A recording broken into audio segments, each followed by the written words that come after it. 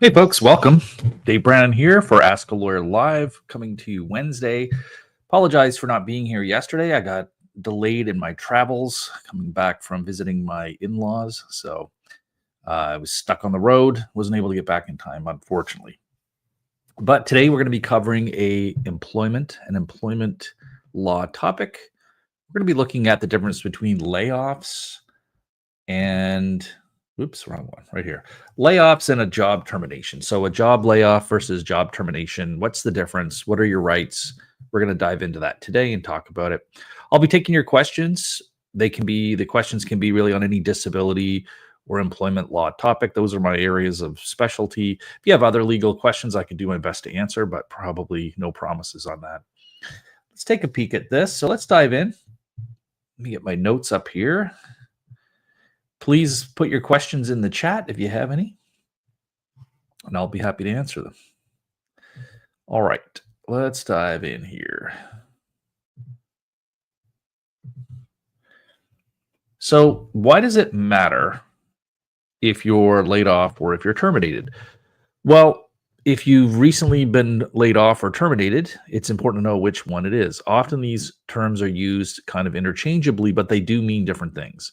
Layoff is a temporary ending of your job. It's intended to be for a temporary period, whereas a job termination, is permanent and takes effect immediately.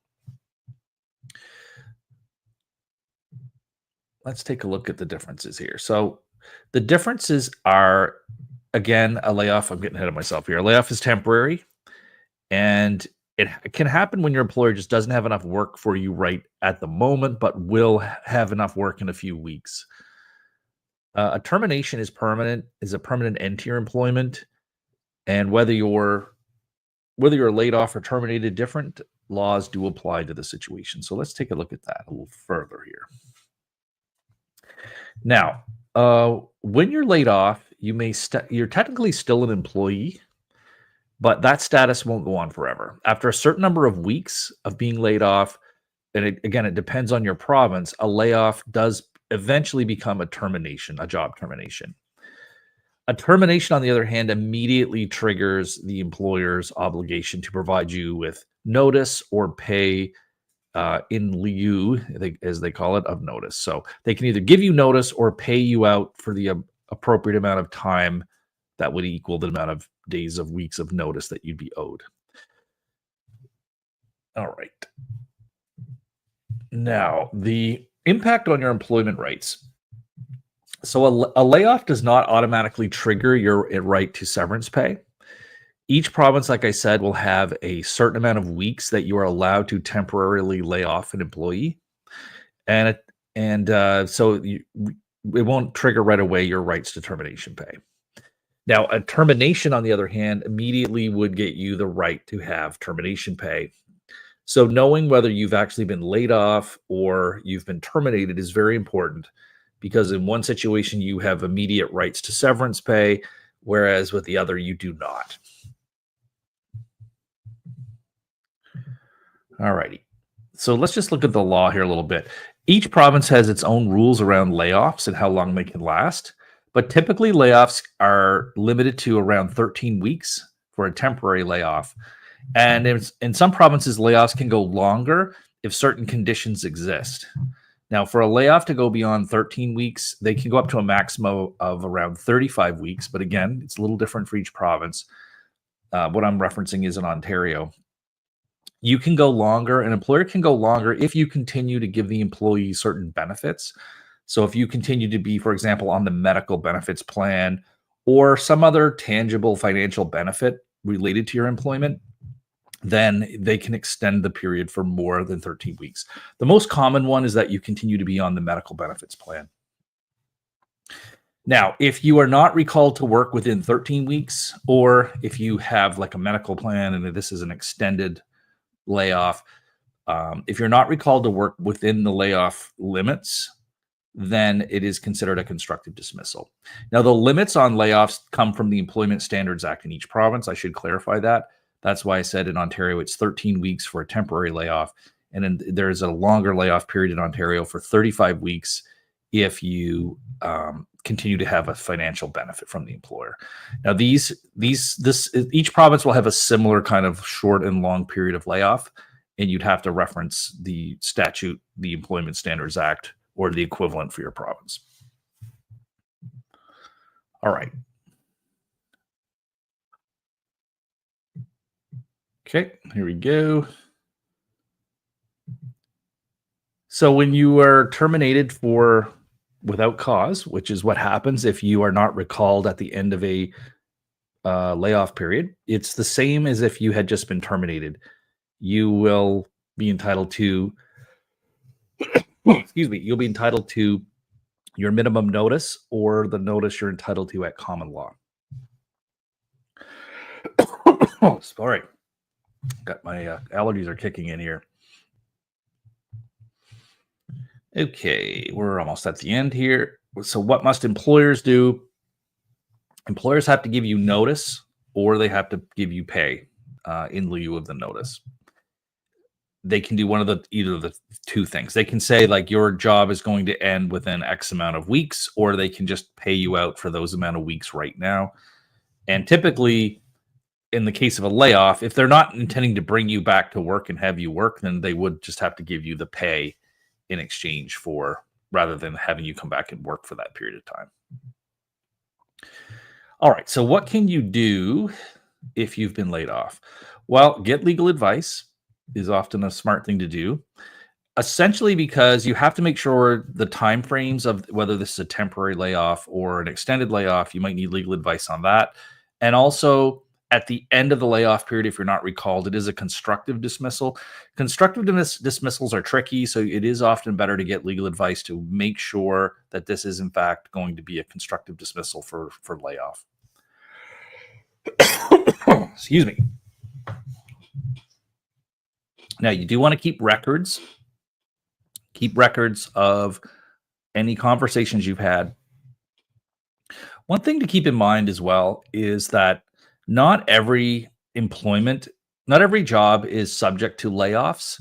So just because your employer says they want to lay you off, your job may not be one that allows them to even do that. Like a layoff may not even be permitted. So for an employer to lay employees off, it has to be part of your contract, has to anticipate that there will be layoffs, or the culture over time has included there being layoffs, periodic layoffs, which you've agreed to in the past. That would kind of bring it in as well.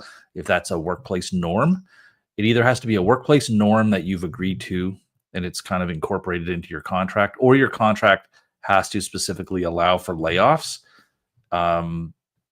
for them to even lay you off in the first place. If an employer tries to lay off an employee and it's not part of the workplace culture to have these layoffs or history, or it's not in the employment contract that says that they can do layoffs, then that then and there might be an illegal layoff and could just be a constructive dismissal right away. So again, it's important to contact a lawyer to find out, can my employer even issue this layoff? And if so, how long will it last before they have to pay severance pay? So key takeaways: layoff is not the same as a termination. It is sort of a delayed termination unless they in fact bring you back to work. Now, they can become terminations once they don't bring you back to work. Terminations trigger important rights, including severance pay.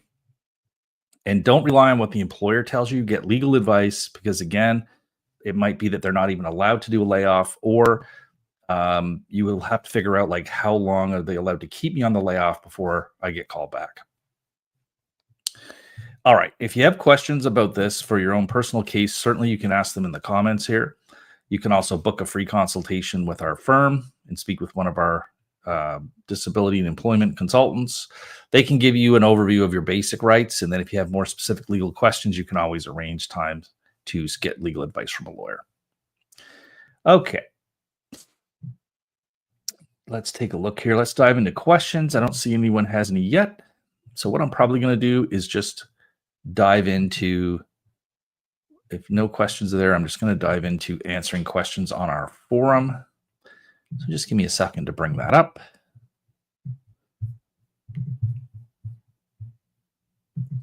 Hope everyone had a good weekend, I got to travel away and visit my in-laws up in Bathurst, New Brunswick. It's in northern New Brunswick. Had a lot of fun up there. My allergies have continued to get worse. I always have hay fever in the spring is always when it's the worst. I guarantee. I know I'm not the only one. A lot of people get this. All right. I just apologize if I'm snuffing here in the mic. So let's share my screen. Just take me a second to do this. We're going to answer some questions. And here we go. Bring it up. There it is. All right, let's take a look at answering some of these questions. We got a few that came in over the weekend. So this one here, this is looks like an older one. No, it's actually pretty new, actually. So, okay, this one says, last year I received a call from Service Canada. It was a nurse adjudicator. Yep, that's usually what they are. And she stated that I had been selected for medical review of my file. Okay, this is new to me. Interesting. I've not heard of that before. The specific words that she said was that I have been receiving benefits for some time now, and she needs to have an update on the information from my treating doctor. Interesting. It took some time for the doctor to process the request from Service Canada. However, late in February, they received up-to-date information from my doctor, included a note supporting my disability. The note describing my symptoms and the impact on my work, why I cannot be gainfully complied. However, it has been months and I've still not received a letter from the medical adjudicator stating whether my benefits would continue, despite her having told me over the phone that my benefits would continue. This is a log of the latest interactions with the nurse adjudicator and Service Canada staff. So it looks like in March they called. It says they received way too much information from my doctor. That's interesting. March 7th.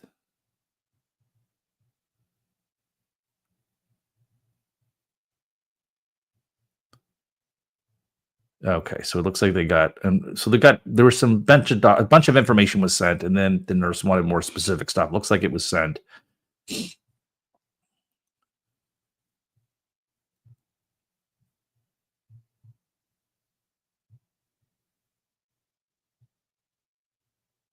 Okay. Okay, looks like, so it just verbally told this person on the 17th that she's overwhelmed with work and is not going to be sending out a letter, but the person would get one in the future. To conclude, 1 month later, I've not received any communication letter from the nurse adjudicator, and I feel frustrated that they're delaying the issue of the official letter that they are required to send me. What are your opinions? I mean, I would agree with Caro. As long as your payments continue, I would consider successfully concluded. 100%. Yeah. Yeah, I'm just going to say I agree.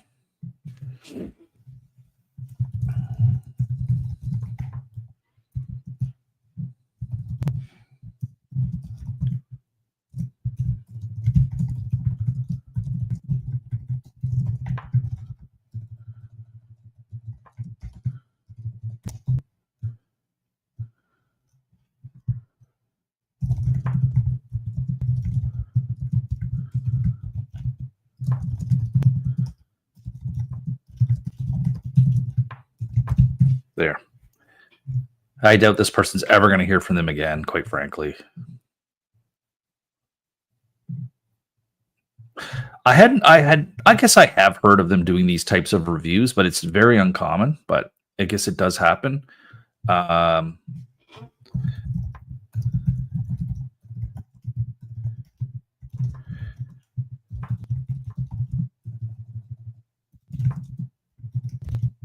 Okay, thank you for sharing your experience, because I have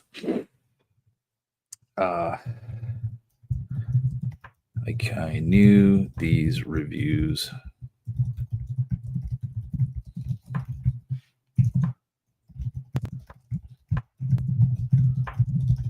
there. All right.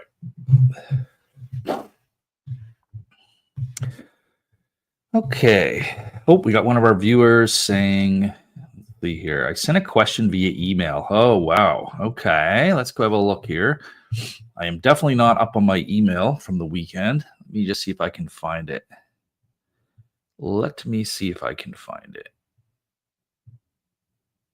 Um,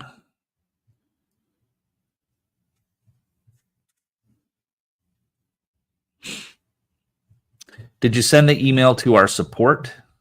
Support at resolutelegal.ca? Is that where it would have went?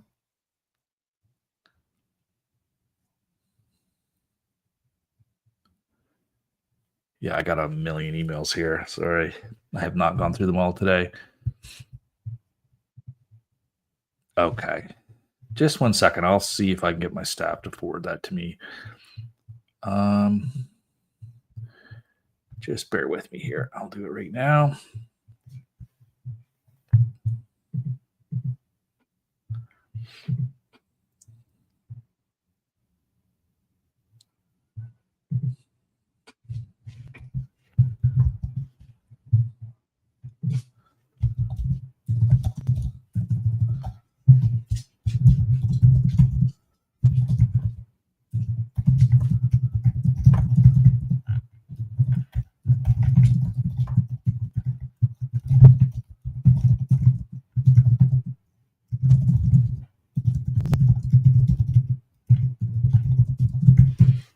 Okay.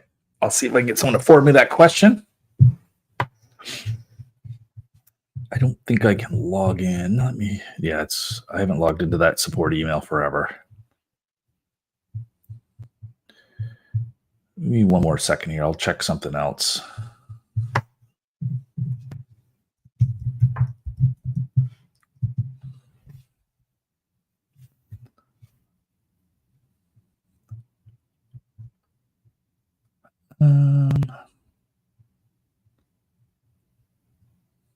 Yeah.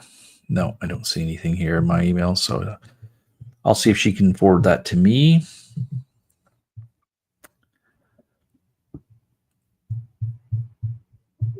All right, give me 1 second. I'll try one thing to get in there. Let's see if I can do it.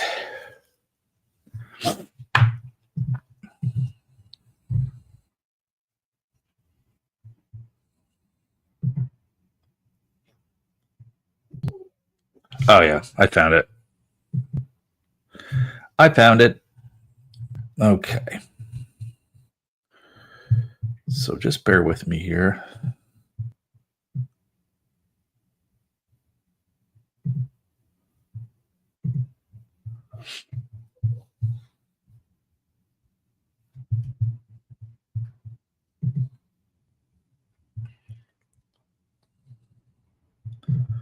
Let me tell Jen that I found the email.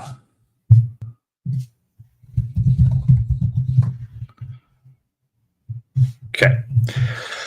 So let me read this question off. So let's see here. All right. So this one says, I'm going to read it off. Let me just make sure you were okay with me reading this off. Are you okay with me reading it off? If not, I'll just sort of summarize it.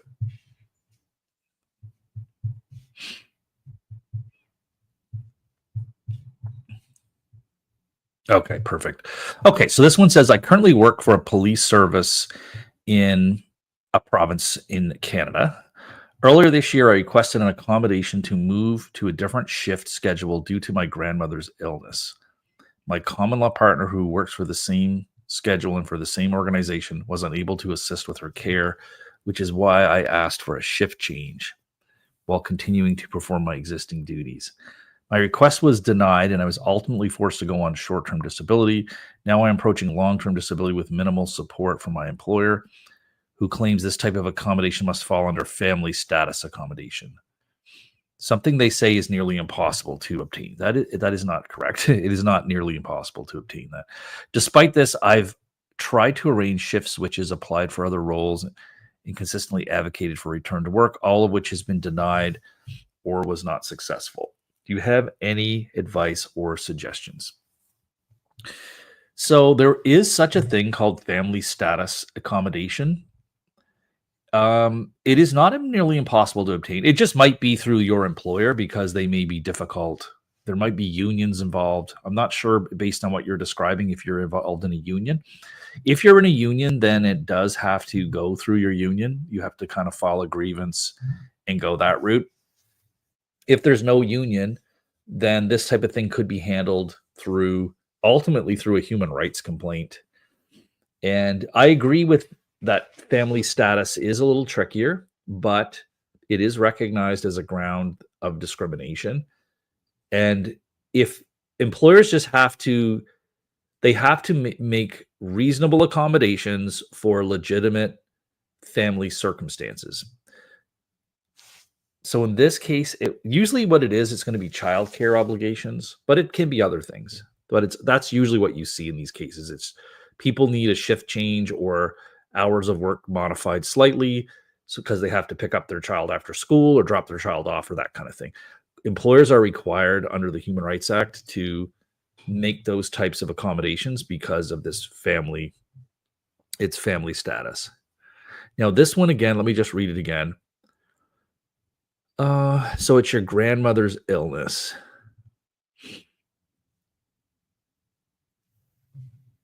And helping with her care.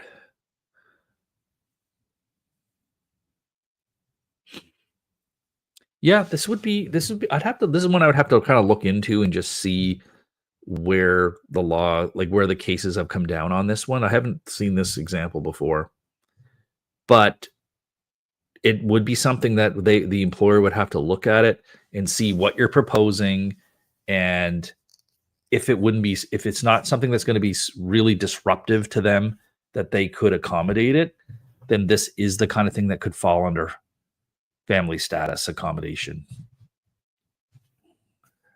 If it's just a shift change and you can show that it's really like this is a legitimate thing that you are asking for it because of this illness, your grandmother's illness, and it won't disrupt the operations, and there's not some other reason, if it really is linked to the grandmother's illness, then this has the potential to be something where you could be successful. Now, unfortunately, if the employer doesn't go along with it, if you're in a union, you have to go through the grievance process. You have to go through the grievance process with the employer. And if you are not in a union, you would have to file a human rights complaint, which is not an ideal thing to do, but that would be the only way you could try to force the employer to take this seriously, because it just seems like they're not taking it seriously at all. But I don't agree that it's nearly impossible to obtain. It can be nearly impossible to obtain if you don't have a legitimate family accommodation needed. But certainly your grandmother, I believe, would fall under family status accommodation. I'm just going to look something up here.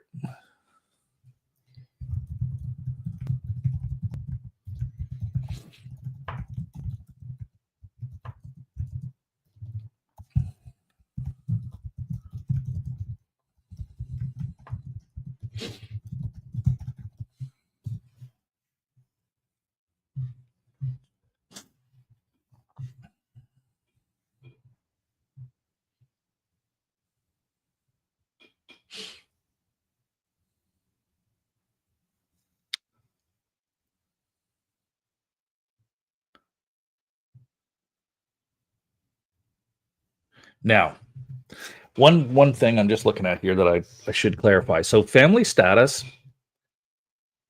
I'm going to have to double check this, but I believe it does refer to relationships of parent and child. So that can include aging parents and also minor children. Now, in this case, it's a grandmother, but that I'd have to double check to see if grandparent is still considered a parent-child relationship. Sometimes these things are defined like very narrowly within the legislation. I just have not seen this one come up before. Let me just see if I can figure it out here while we're talking.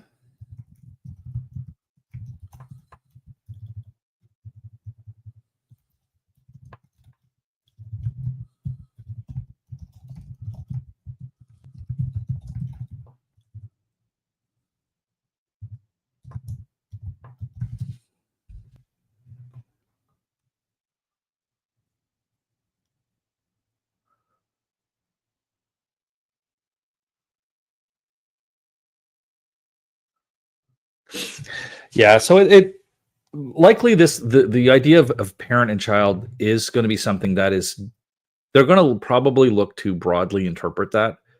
And I would have to do some research on this, but likely if you're in a caregiving relationship with the grandparent and you have a very close relationship, especially if you live together, but not necessarily living together, then it would be something that could fall under this. And your employer would have to consider it and show that they considered your request and reviewed it and put some thought to it. Like to just tell you that it's impossible to get. I don't know if the employer told you that or if someone else told you, but they would need to show that they have given this consideration. And if they're denying it, they're denying it for reasonable grounds after having considered it.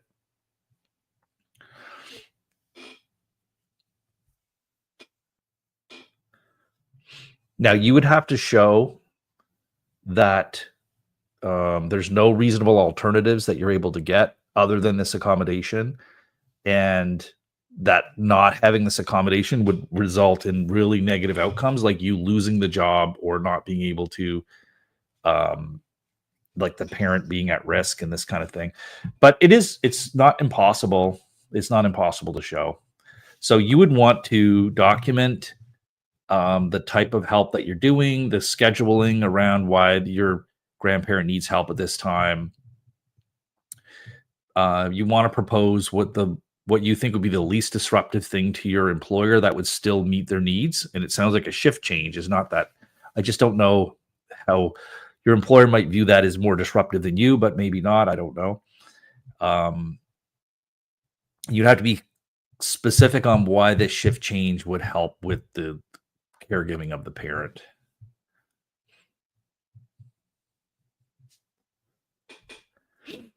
So the employer does have to consider they have to consider this and treat it seriously. That would include getting more information from you and looking into what your request is. In your case, a shift change. They would have to come back with a formal response indicating why it would be. They have to accommodate you short of undue hardship. So they would need to come back to you and either deny that this is a relationship that falls under the family status accommodation, or they would have to say it does fall under that, but what you're proposing would be too onerous on the organization to do this for you. Therefore, it's not reasonable for us to do that. All right. Hopefully that will answer your question.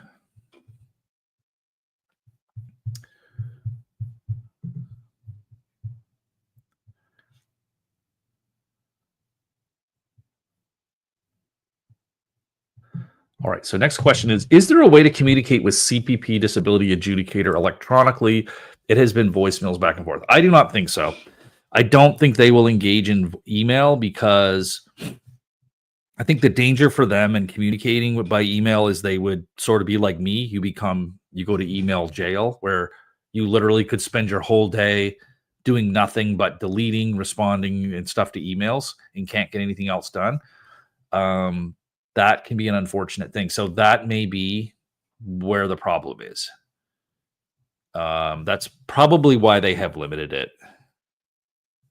Because you have to understand, some people are more needy with email or would send, like, you might send one email, whereas other people will send 10 emails. So it becomes unmanageable if you are trying to manage a group of people or respond to a group of people.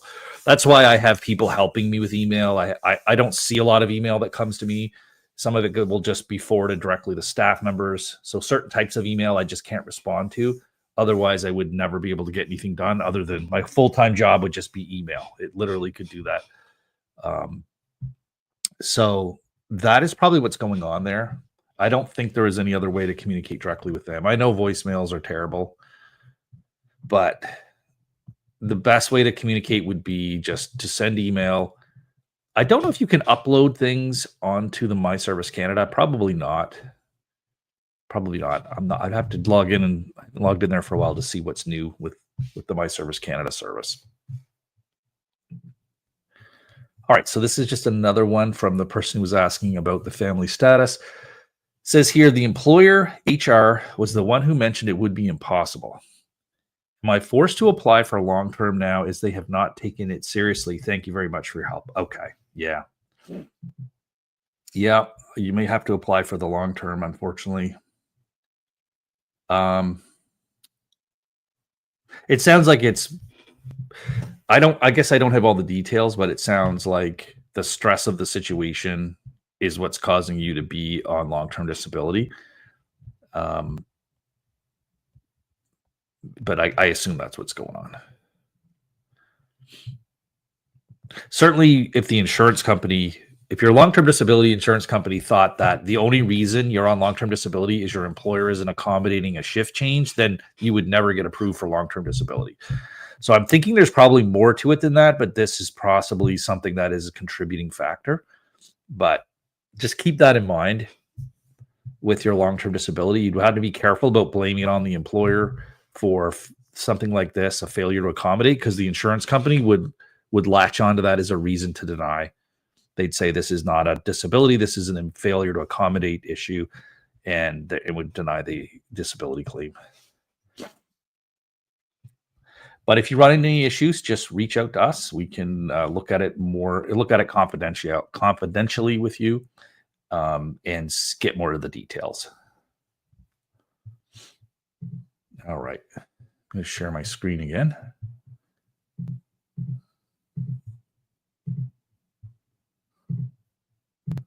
There we go.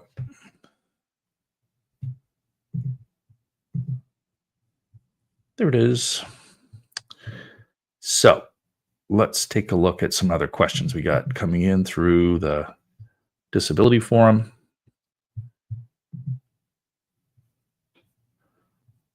All right, so this is one we answered last week, it looks like. Recently approved for CPP disability and on LTD. Oh, yeah. So this is one where the person's working and now they're saying LTD is checking in. CPP wants to put them on a work trial, et cetera, and they're saying they're being penalized for working. Now, I responded to say CPP disability and LTD must take into account your condition as it affects you on the long term. Like, okay, there's basically this person was saying, look, they can work for short periods, but then they'll have a crash and will be out of the workforce. So it's just because they're able to work for a period of time, they're definitely going to crash. I was saying, look, the employer has to take that overall, like the LTD and the CPP need to take that overall picture into effect. And it does complicate the situation, but it's why they should go on the rehabilitation program, especially with CPP, so that if they have the crash, CPP will be able to see it and get them back on the benefits as quickly as possible.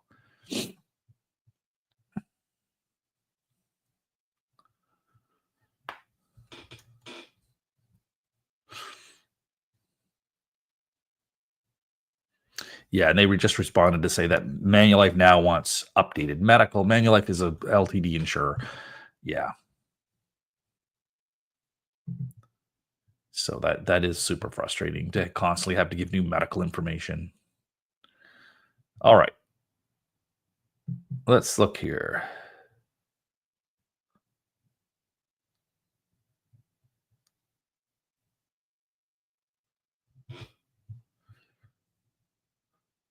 Okay, so this person's saying, hi, all. I'm new to this community. I'm looking for some insight. I was recently advised by my specialist I could return to modified work, and my attending physician submitted the medical request. However, my long-term disability insurer continues to review my case. It's been weeks now, even though my medical condition has not changed, and I have followed doctor's orders. I have been on LTD for almost a year now for a chronic condition, and the delay is starting to affect my finances, and well-being. I'm starting to worry that the insurance company could wind up using this ridiculous delay to deny or discontinue my benefits without much of an explanation.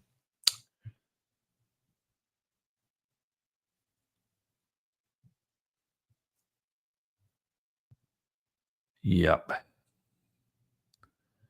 Anyways, I find this continuing delay frustrating, causing a lot of stress, and started to prepare. You know what? I have a very big suspicion that this is, yeah, this is a spam. I think this is spam. I think this is a fake post, and this person's whole purpose is to get a link to try to market this training, unfortunately. So this is a fake post.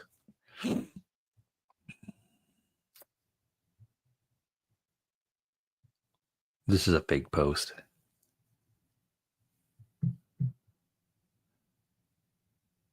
Yeah. Yeah, it's a fake post. So unfortunately, this person's going to be suspended.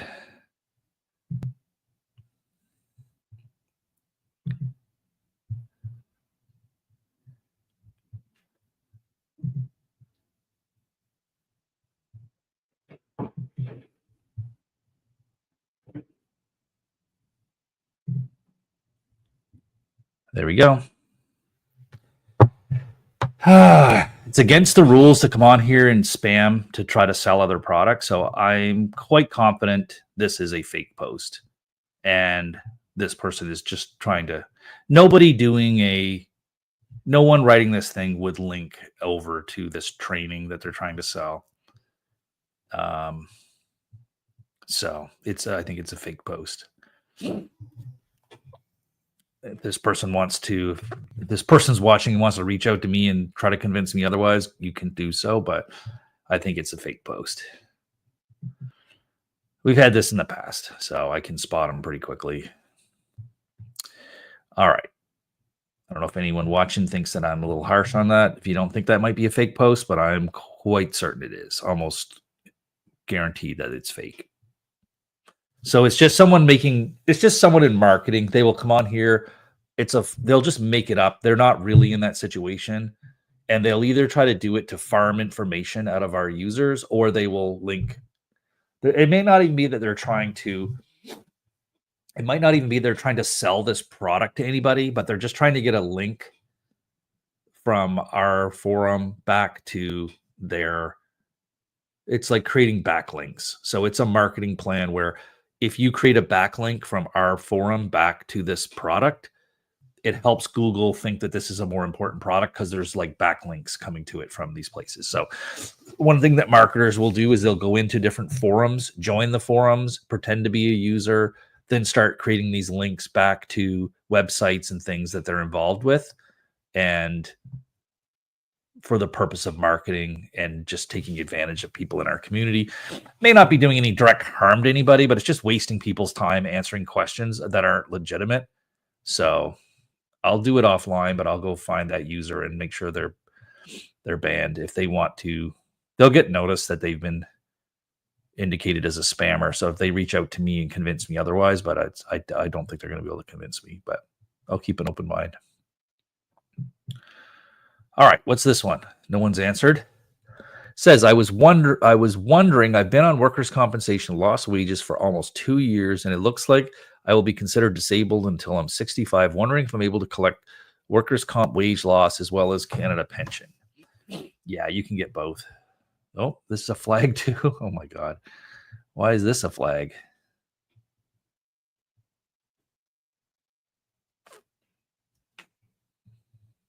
Don't tell me this is another spammer. But anyway, I'll answer it. I'll act like they're not a spammer.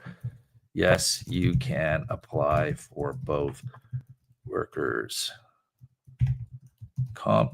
The software can spot spammers.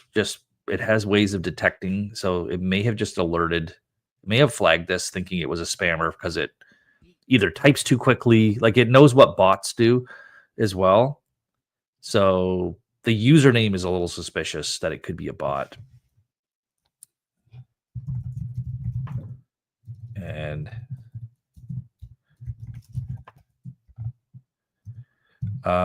usually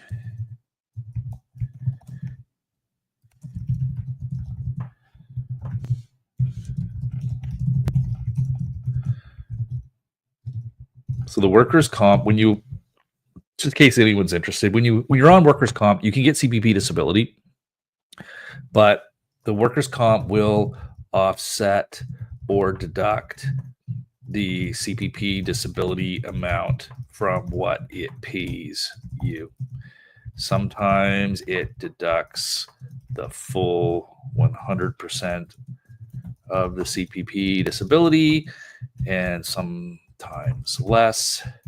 It depends on your province, and it depends on your province. Sorry, and nature.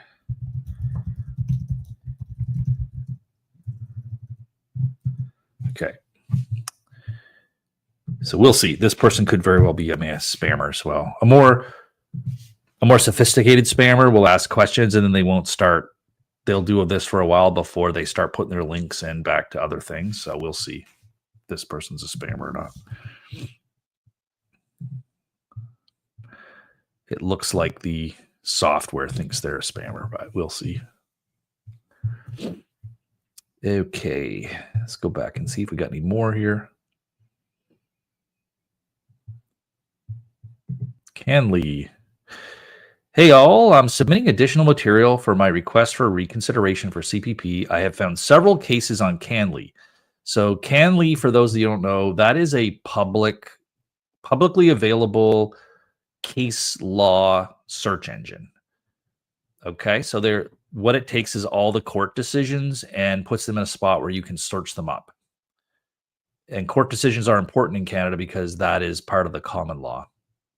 So this person's been using Canley, which is, well, I can show it to you here. I don't know if this is sharing the screen or not, but we'll see here.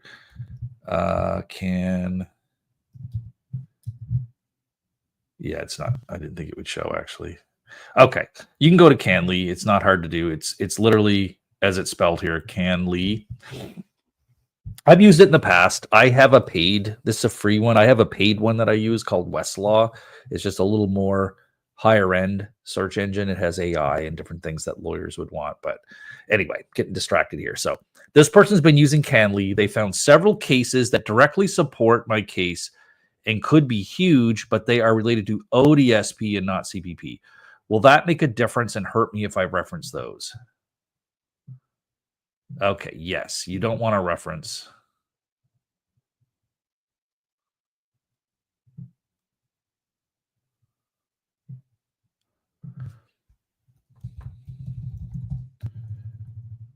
Cases related to ODSP will not be helpful for your CPP disability case. You need to limit yourself to, quote, citing decisions.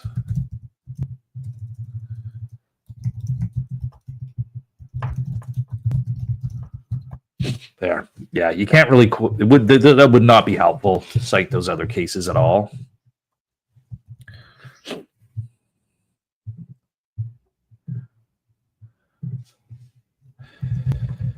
This is because the ODSP decisions are made by an entirely different tribunal and have a different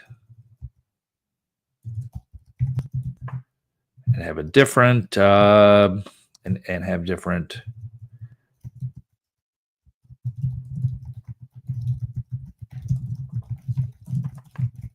yeah, so it's not just a different disability definition. There's different considerations and things, so it will absolutely not be helpful at all to reference those.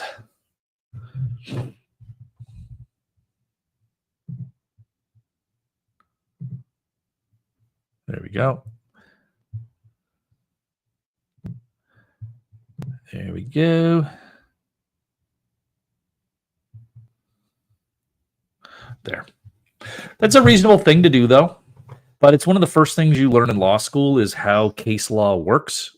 So the way case law works is cases will affect other cases if they are related to the same legal issue and the same court that has jurisdiction. So even if you are like, say you're dealing with an issue, say an insurance issue in BC, but you're in Manitoba, the law in BC on insurance issues, because insurance is a provincial, province by province thing. If you are dealing with the courts in Manitoba, citing cases from British Columbia will not be, it won't be, you could do it for some persuasive, if you could try to say that it's a similar thing, but you're better off citing cases from the province you're in, from the same courts. Those will be the most persuasive. And certainly if it's a higher court in that province, some of the lower courts are required to follow the rules that the higher courts have set out in the case law. In this case, it's even different than that. It's not even that it's different provinces. One's a federal program, one's a provincial program. There's different tribunals, different definitions of disability, different like policy considerations. It would not be helpful at all. Very, very different. I would recommend they take more time to try to find the cases related to the CPP disability. Okay. Good question, though. It's not something that would be readily apparent. Has anyone received a letter direct from Service Canada during a tribunal appeal? Yes. Yes, this can happen when Service Canada, this can happen. A common example is when Service Canada wants to offer you a settlement to prove your CPP disability claim So a common time that Service Canada will write directly to you once you're at the tribunal is if they want to approve your claim. They have to do it this way.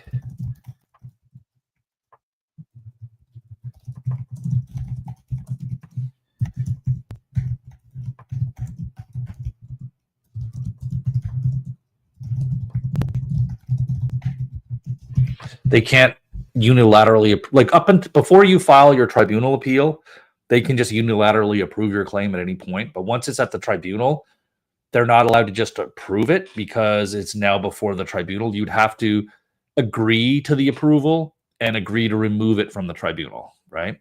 So that's probably what's going on here, hopefully, because that's good news if this person's benefits are getting approved. There we go.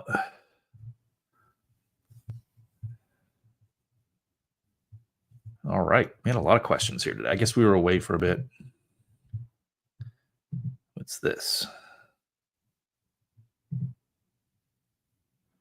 Okay. Does anyone know if private LTD is considered as income when the application process opens for the new Canada Disability Benefits? They will want to know the household income, and I'm wondering if I should mention it or not. Is not taxable. No mention of that on my income taxes. Yeah, this is one we don't know.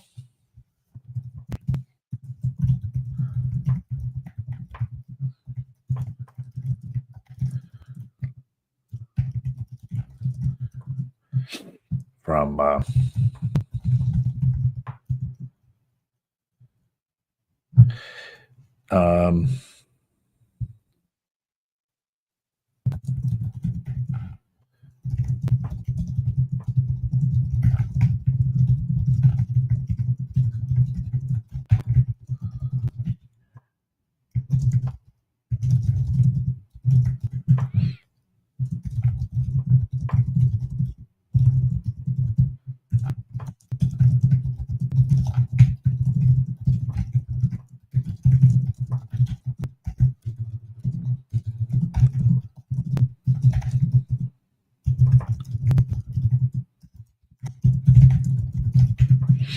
yeah.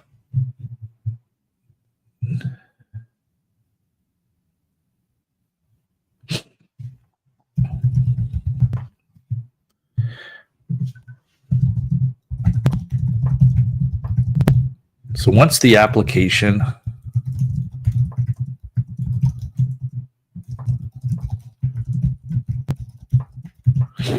that should be clarified then.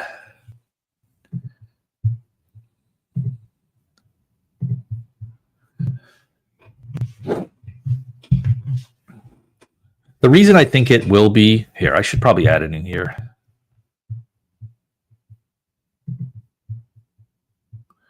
The reason I think it's going to be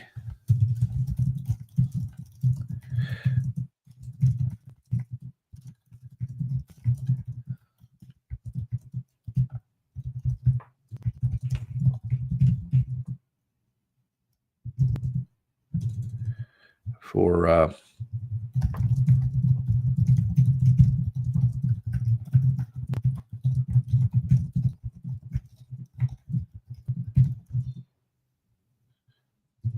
yeah.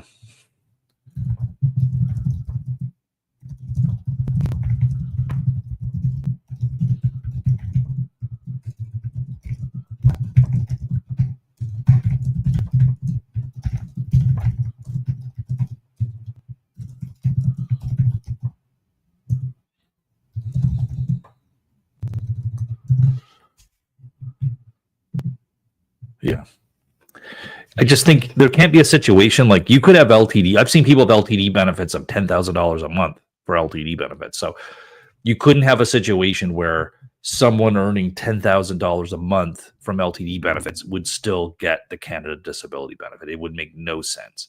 So this is why I don't think they're going to allow that exception, unfortunately, or fortunately, I guess how you look at it. There's going to be people who are lower income with LTD, and they're just going to treat you as like anyone else. If your LTD pushes you outside of the range, then you're outside of the range. But they're going to include, I think they will definitely include it in the calculations.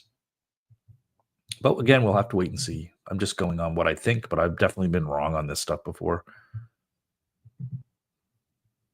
All right, we already looked at that one. Okay, I think that covers everything. I think we're caught up.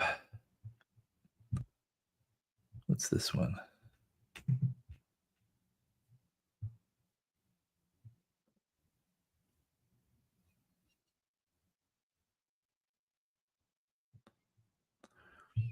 Hi there, this might be a long shot, but I'm going through the exact same scenario. WCB denied me.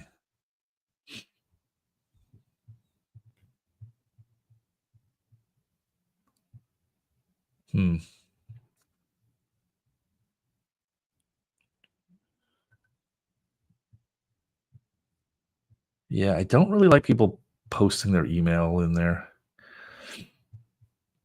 I don't like that because it could be a scam or something. Like if you want to connect with people, you can actually email them directly through the site. So I'm going to remove that if I can. You guys are seeing all the behind the scenes work here. How do I remove right here?